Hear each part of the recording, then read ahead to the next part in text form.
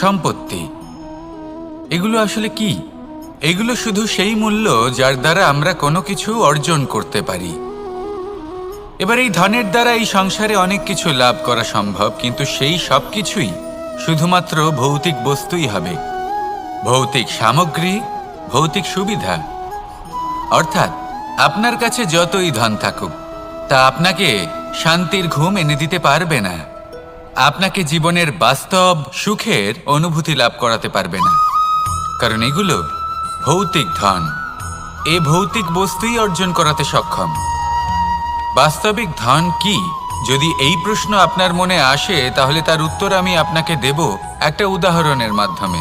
কখনো আপনি শুনে থাকবেন যে একজন পিতা আজীবন অনিষ্ট করেন, অনর্থ করেন, খারাপ কাজ করেন শুধু ধন অর্জনের জন্য। তিনি ভাবেন যে আমি ধন অর্জন করব আর নিজের সন্তানকে একটা উজ্জ্বল ভবিষ্যৎ প্রদান করব, একটা সুখ স্বাচ্ছন্দ্যময় জীবন দান করব। এবার সন্তান যখন জন্ম লাভ করে, তখন সে ভাগ্যের জোরে সেই ধন ভোগ করে। যেরকম সে পায় সেরকমই তার ব্যবহার সে করে।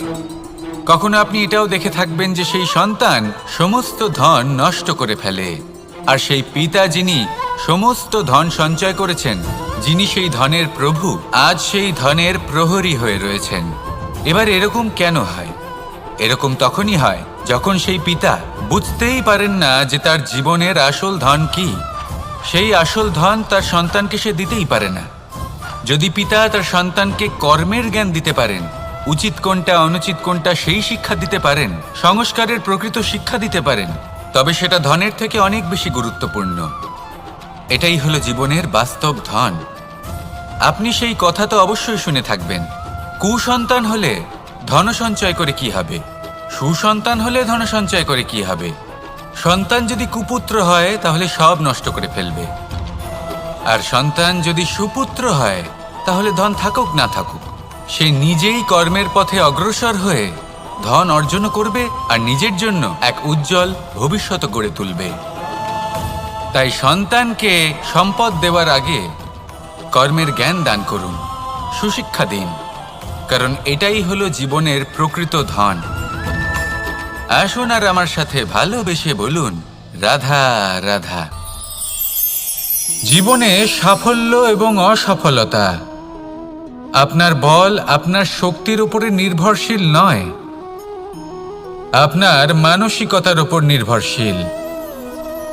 যদি কোনো ব্যক্তি দৃঢ় নিশ্চয় করে নেয় তাহলে সে কখনো হারে না। যদি কেউ হার মেনে নেয় তাহলে সে কখনোই জিততে পারে না। শেষ পর্যন্ত কি হয়? এই ভাবনাই সত্য হয়ে সামনে চলে আসে, আর এই ভাবনাই পরবর্তীকালে ইতিহাস রচনা করে। সেই জন্য আপনি যদি চান আপনার নাম ইতিহাসে থাকুক, তাহলে দৃঢ় হতে শিখুন। ইতিবাচক ভাবনার সাথে, পরিশ্রমের সাথে এগিয়ে চলতে থাকুন, প্রতিস্পর্ধা গ্রহণ করুন, আর শুধুই এগিয়ে যেতে থাকুন। সংসারে আপনি যে কোনো উচ্চতাতেই পৌঁছতে পারবেন, কারণ ইচ্ছে শক্তি আর ভালোবাসার চেয়ে বেশি শক্তিশালী আর কিছুই নেই। তাহলে আসুন আর আমার সাথে ভালোবেসে বলুন, রাধা রাধা। মানুষের জীবন দেখলে এতে সংকটও আসবে, বিপদও আসবে, অনেক সমস্যাও আসবে। কখনো কখনো এমন সময় আসবে যখন আমাদের আপনজনের থেকে সাহায্য চাইতে হয়। আমরা সাহায্য চাই আর তারা সাহায্য করেও দেন, আমাদের সংকট থেকে মুক্তও করে দেন।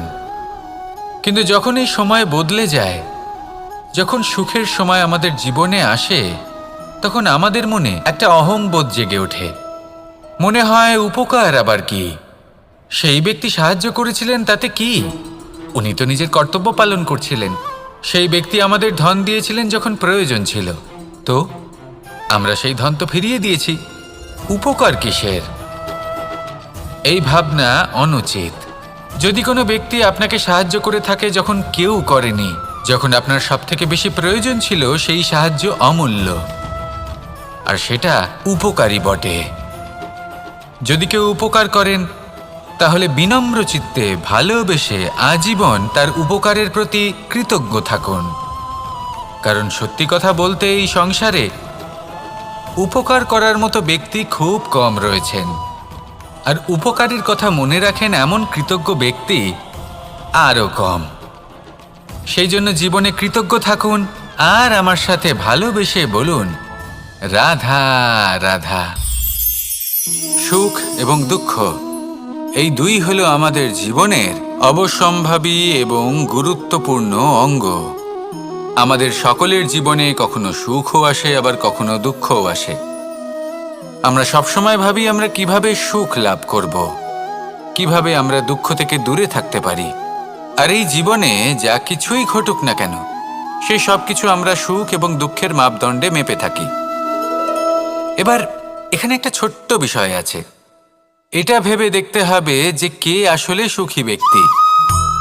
সুখী ব্যক্তি হলেন তিনি যিনি নিজের জীবনে নিজের কর্মের বিশ্লেষণ করে থাকেন, সেই বুঝে পদক্ষেপ নেন। উনি কি করতে চলেছেন সেটা উনি জানেন, আর যদি ওনার কোনো দোষ থাকে বা ভুল থাকে তাহলে সেগুলো শুধরে নিয়ে এগিয়ে চলেন। সেই জন্য উনি সুখী হন। অন্যদিকে যে ব্যক্তি দুঃখী, তিনি কি করেন? তিনি নিজের উপর নয়, অন্যের উপর নিজের নজর রাখেন যে তিনি কি করছেন, কিভাবে কর্ম করছেন। ওনারা অন্যের নিন্দা করেন, অন্যের সাফল্য দেখে ঈর্ষা করেন, ক্রুদ্ধ হয়ে যান, ওনাদের বাধা দিতে চেষ্টা করেন। সেই জন্যই তো ওনারা দুঃখী হন। এই সংসারে এমন অনেক ব্যক্তি আছেন যারা এই কারণে দুঃখী নন যে তাদের জীবনে দুঃখ আছে। তারা এই কারণে দুঃখ পান কারণ অন্যের জীবন অনেক বেশি সুখের। দেখুন, শেষ পর্যন্ত আপনাকে নিজের কর্মের প্রতি মনোসংযোগ করতেই হবে, অন্যের প্রতি নয়। কারণ আপনার জীবনে আপনার কর্ম হলো এমন একটা জিনিস যা আপনার নিয়ন্ত্রণে আছে। নিরন্তর চেষ্টা করতে থাকুন, নিজের কর্মকে বুঝতে শিখুন, শুধরে নিন, নিজেকে শ্রেষ্ঠ করে তুলুন।